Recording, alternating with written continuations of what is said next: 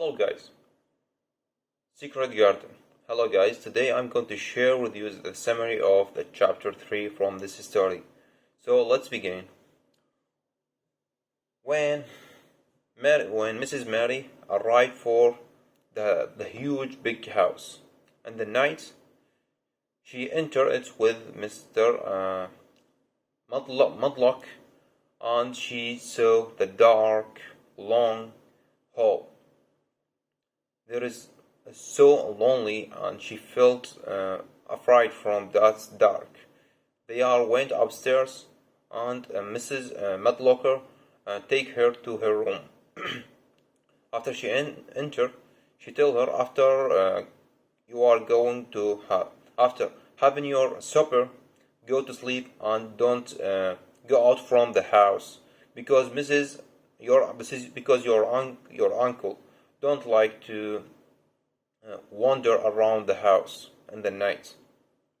So she had her supper and went to sleep. When she woke up in the morning, she saw a girl try to clean the fireplace, and she stared at her and asked her, "Who you are? Who is you? Or who you are? What are you doing here?" She tell her, "I'm the servant. I don't remember what's her name. I'm the servant here. I'm trying to clean the fireplace." "Okay, so you are my servant, right?" She told her, "Not right. I'm not your servant. I'm only bring your breakfast and your food, exactly. And clean the house and tidy the room. That's only my work. I'm work with Mrs. Medlock. So this is all my work." So she tell her, "Who is my servant?" And she tell her, "There is no any servant for anyone. You're not going to get a servant for you." So Mrs. Mary told her, "Do you know something? In India, there is no any conversation between the servant and the Mrs. or the girl or the master. We are going only give the order, and they are going to obey and do what we are told them." So there is some conversation between them, and Mrs. Mary looked from the window. There is no any tree, no any wonderful thing.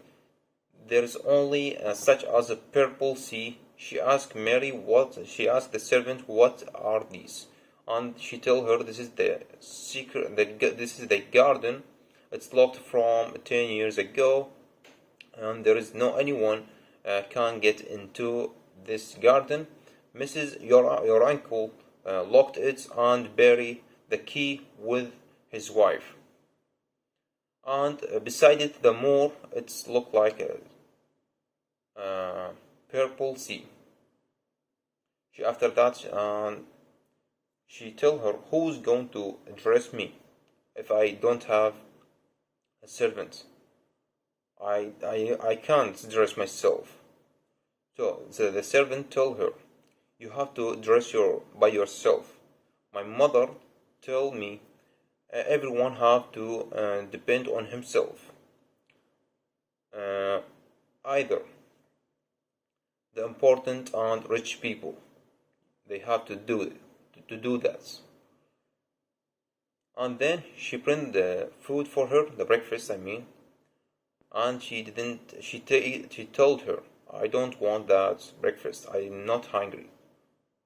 And the servant was surprised and shouted on her crossly, "What do you mean about you don't want that? I have 12 brothers, sisters, and boys, and there is no anyone say like that.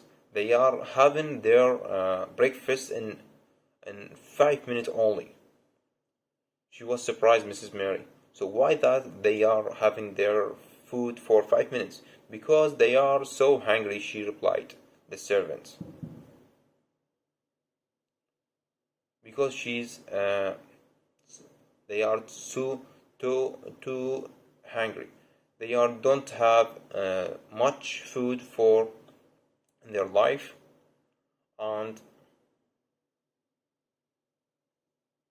and they are playing in that's more and fresh air, and that air make them so hungry, so they eat everything in the fast way. And after that she dressed and eat a little and drink some tea, and tell her who is going to go outside with me to play with me. And the servants replied her, there is no anyone going to go outside with you to play with you. You have to go with yourself and learn to play with yourself. And she told her, I can't do anything without anyone. Why I'm going to go outside? She told her, you have to go outside because in this house there is no anything you can't do it. Just go outside, that's better for you. Are she thinking? And she said, yes, that's right. I have to go out. She looked around her house, around her room, and there is a lot of pictures for horses and dogs and princes and beautiful, pretty women. And she told the servants, this is not at all the room for children. It's like a gallery. And this is the last of our story. Thank you for watching. I hope to see you in the fourth chapter.